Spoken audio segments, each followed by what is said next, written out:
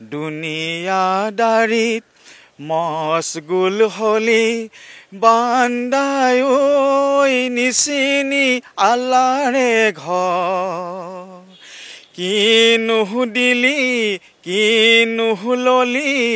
এতিয়া বিচাৰৰ পৰ ঘৰো মোৰ ভাগিলে মাৰলিও হালিলে বান্দাই ঐ ৰুৱাটোত বিন্ধিলে ঘুনে আল্লাৰ জিয়কে আল্লাই লৈয়ে গ'লে জামিন হৈ ৰাখিব কোনে দুনিয়াদাৰিত মশগুল হলি বান্দাই ঐ নিচিনি আল্লাৰে ঘৰ কি নুহুদিলি কি নুহুললি এতিয়া বিচাৰৰ পৰ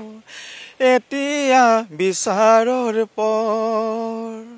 সকলোকে পবিত্ৰ ত্যাগৰ উৎসৱ ঈদৰ শুভেচ্ছা জ্ঞাপন কৰিছোঁ আৰু এইখিনিতে আপোনালোকক উল্লেখ কৰিব বিচাৰোঁ যে ঈদ আৰু জিকিৰ এটা মুদ্ৰাৰ সদায় ইপিঠি সিপিঠি ঈদ মানে আপোনাক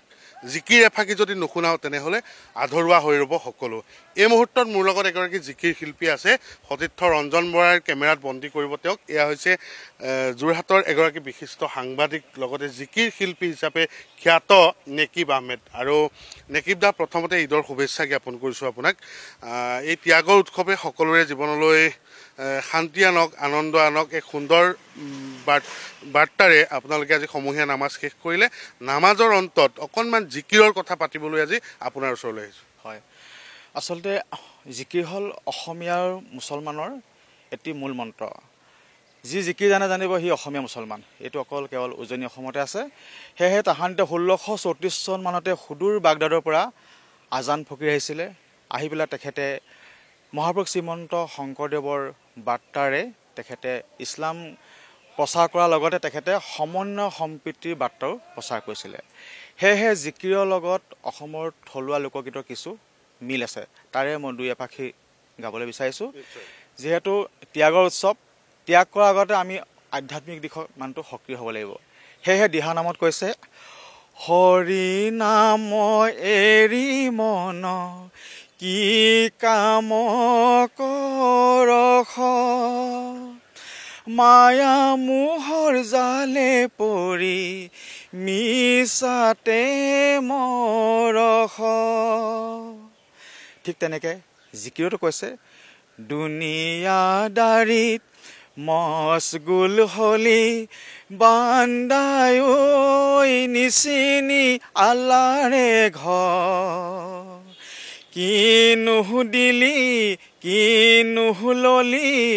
এতিয়া বিচাৰৰ পৰ ঘৰো মোৰ ভাগিলে মাৰলিও হালিলে বান্দাই ঐ ৰুৱাটোত বিন্ধিলে ঘুনে আল্লাৰ জিয়কে আল্লাই লৈয়ে গ'লে জামিন হৈ ৰাখিব কোনে দুনিয়াদাৰিত মশগুল হলি বান্দাই ঐ নিচিনি আল্লাৰে ঘৰ কি নুহুদিলি কি নুহুললি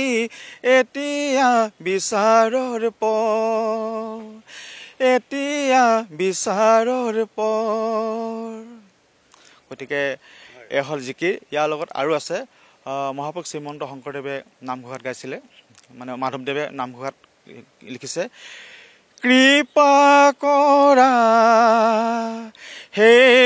হৰি চৰণত ৰক্ষা কৰি দিয়া মোক সেৱা ৰখ সাৰ দিয়া মোক সেৱা ৰখ সাৰ আজান পীৰ চাহেবেও একেখিনি কথাকে জিকিৰৰ সুৰত এইদৰে কৈছে ৰহম কৰিবা বান্দাক ইয়া ৰহমান আল্লাহ ইয়া সমান নেজানো মুৰুখে আমি হলো গুণাগাৰ বান্দা বক চাওঁতা তুমি আল্লাহ কৰিবা আসান বক চাওঁতা তুমি আল্লাহ কৰিবা আসান ঈশ্বৰ আৰু আল্লাহ এজনেই আমি একেজন স্ৰষ্টাৰে সন্তান হয় তেওঁ ক্ষমা নকৰিলে আমাক কোনো ক্ষমা কৰিব নোৱাৰে যেহেতু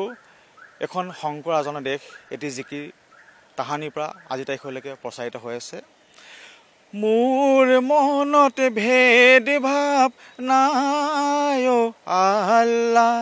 মোৰ মনত ভিন পৰ নাই আল্লাহ হিন্দু কি মুছলমান একে আল্লাহৰ ফৰমান মোৰ মনত একেটি ভাৱ হিন্দুকে জ্বলাব হায় আল্লাহ মুছলমানক গাঢ়িব হায় আল্লাহ হায় হবাগৈনো একেটি লগ জমিনৰ জীয়নে হায় আল্লাহ আসমানৰে পানী হায় আল্লাহ হায় দুয়োৰে জীয়নে বয় গতিকে সমূহ অসমবাসীলৈ এই জিকিৰৰ দ্বাৰা আমি সম্প্ৰীতিৰ সম্বন্ধীয় বাৰ্তা প্ৰেৰণ কৰাৰ লগতে আধ্যাত্মিক দিশটো আমি বেছিকৈ হেৰি কৰিব লাগিব যিহেতু আধ্যাত্মিক নহ'লে এজন মানুহে ত্যাগ যিমান কৰক নহ'ব আৰু পিতৃ মাতৃক শুশ্ৰূষা কৰিব লাগিব শুশ্ৰূষা কৰাৰ পিছত যি আমাক জন্ম দিলে যি পৃথিৱীলৈ আমাক আনিলে তেওঁক আমি শুশ্ৰূষা কৰিব লাগিব তেওঁক শুশ্ৰূষা নকৰিলে আমি যিমান ত্যাগ কৰোঁ তাৰ সফল নহ'ব ধন্যবাদ জনাইছোঁ এইটো পৰিৱেশ যদিও জিকিৰৰ নহয় তথাপিও খুব সুন্দৰ এক বাৰ্তা দিলে হিন্দু কি মুছলমান একে আল্লাহৰ ফৰমান এই ঈদগাহ ময়দানৰ পৰা আপোনালোকক জিকিৰৰ কিছু